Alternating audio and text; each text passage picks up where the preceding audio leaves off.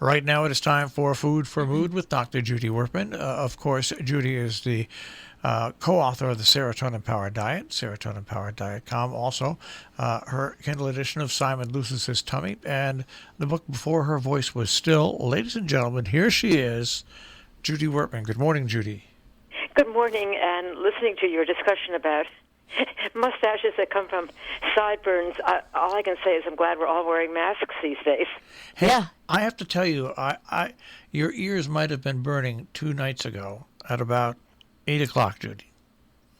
Because I don't recall that, but go on. I was having trouble. I go into bed every once in a while at 7 o'clock. I was having trouble getting comfortable in bed. I got up, I went out, and I made a baked potato. I did. Wonderful. And I ate the baked potato sitting up. Good. And then I came into the bedroom, and the next thing I knew, I was waking up. It was the next day. Now, I don't know if my mind made that happen, but I was there saying, well, Judy Wurtman says something like a baked potato might be something. So I did it anyway. And it worked. And what's really interesting, I was talking to somebody the other day, and we were debating, and I said, hey, folks, you have to understand, the placebo effect is a very real thing. If you believe... Well, it could be both.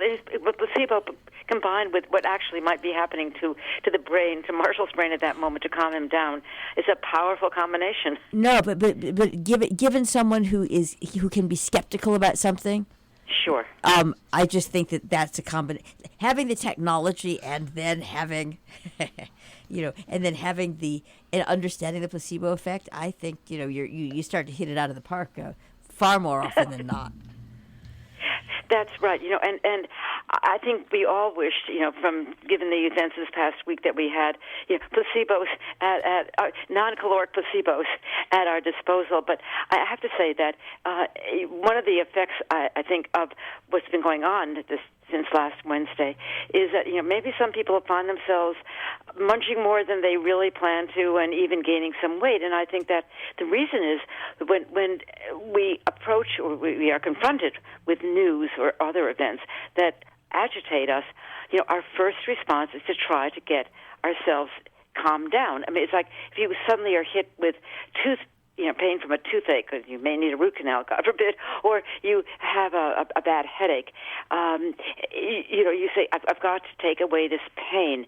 And I think when we are confronted with something that's causing us emotional distress, so like the events that have been happening, our response is also, what can I do to make myself feel better?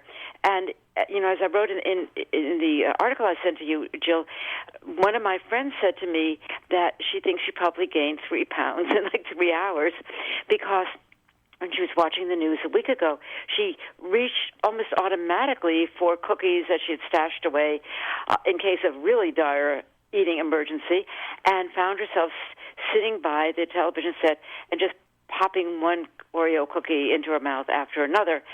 And she only stopped when the bag was empty. And of course, thank God the bag wasn't that full to begin with. But what her eating really indicates is that no matter how disciplined we are and how much we want to avoid eating foods that we think are bad for us, like sugar, for example, or fat, in certain situations, our bodies are almost impelling us to do this. The good news is that it works. I mean, the good news is that when Marshall, you ate that baked potato and something rapidly digested, probably within 20 or 30 minutes, your brain was calm enough, because I'm sure all our brains are just filled with too much information right now that's causing us distress. Your brain was probably calm enough to fall asleep very quickly, and the serotonin that was made probably over the next few hours kept you in a very calm state, although you're already asleep, and kept you from sort of waking up. That some of us do when there's something on our minds. And one of the takeaway messages from the way people may have been finding themselves overeating this past week is that you don't have to overeat to feel better. You don't have to eat until your stomach is full. I mean, Marshall obviously didn't eat a bushel of potatoes. You ate one. You don't have to eat until your stomach is full in order to feel calm and have the edge taken off whatever is agitating you, anchoring you, or giving you anxiety. All you have to do is eat, as we've talked many, many times, you have to eat the correct dose of a carbohydrate that will make your brain make more serotonin, and then wait. And that, Jill, is one of the hardest things to do. We think the more we eat, the better we feel, or at least we can eat ourselves into some kind of a zombie-like, blunting of our emotional state. But that doesn't have to happen. All you really have to do is eat about 30 grams of carbohydrate. I mean, a half a potato probably would have been sufficient, for Marshall. And then just wait for the food to be digested. And it's so odd that we can't seem to get that concept through our minds when it comes to food, and yet nobody has to, bang us over the head to get us to understand that if we're taking a medicine, that's how it works. If you have a terrible earache and your doctor said take antibiotics because you need them, and you have to take 4 a day, you don't take 4 at once. Or if you have a migraine, you don't take your migraine medication, the whole package. You take the dose that is recommended for a migraine or a bad headache or a toothache.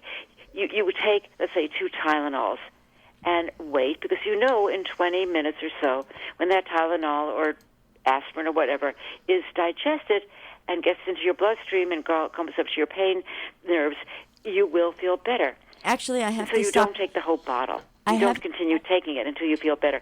I have to stop you. That's not the same with Oreos. Well, there is a complication, and I'm sorry to interrupt, but this is this is a life complication, and I've known this for 20 some odd years. All right, my sister, who is now 40, but I went to visit her when she was in college, and I don't know. Let's pretend she had a headache. She had something. And I said, well, take an Advil or whatever. And so she did. And 2 minutes later, she turned to me and she said, it hasn't worked. Oh. So, and I was like, what, are you kidding me? And she said, no, it hasn't worked. And so I'm just trying to point out here that we have a generation, because she is in, that it's not instant. You've got to wait that X.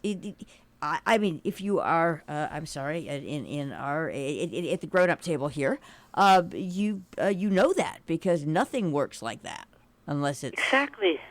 But that concept may have gone the way of, shall we say, the zoot suit, and I just want to bring that up. Jill, I didn't realize that. I mean, it seems so obvious. I mean, you could have hit her over the head and say, gee, you feel that, or felt that immediately. Your head hurt? But, because, you're right. Prescriptions never say, wait. Yeah. Or a doctor won't say, you're not going to get better immediately. It's going to take a little while. And you call the doctor and say, wait, I took the pill. My earache is still here. It's 5 minutes already. Maybe you're right. Maybe we have to go back to first principles. And you're right. I think it never occurred to me that people would not understand that. I mean, we're not babies. We're not, babies screaming in our crib, Mommy, make it better.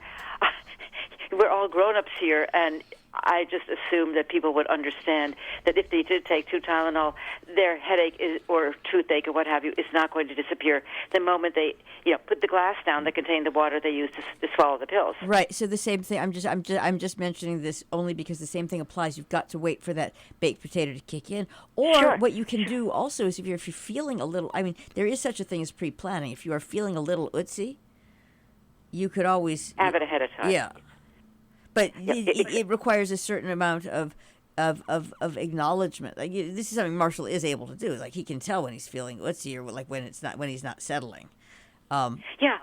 But and eat a food, and also eat a food that is going to be digested quickly. You would not take a Tylenol dipped in, wrapped around a cube of butter or something, because that's anything that has fat in it is going to slow down the digestion. If you eat a piece of pizza that's covered with 2 inches of melted cheese and olive oil, it's going to really sit in your stomach a long time, and the effect of that carbohydrate, the crust of the pizza, is not going to be felt for such a long time that you're going to find yourself eating something else. You have to eat foods that are fat-free, don't particularly taste good, because you don't want to continue eating them because they taste great, and then have the ability to wait. Right. All right. Well, as you say, You know, first. Jill, one of these days you and I will develop a snack that will be perfect for for That's people, right? And in the meantime, we're going to work on first principles because I love that concept. And Great. Okay. Thank you. Talk to you later. Bye-bye. Thank you very much, Dr. Judy Wurtman, Food for Mood. And of course, you can hear Judy right here on Robin Hood Radio every Thursday morning before This Week in the Lakeville Journal. And at robinhoodradio.com, click on Food for Mood with Dr. Judy Wurtman.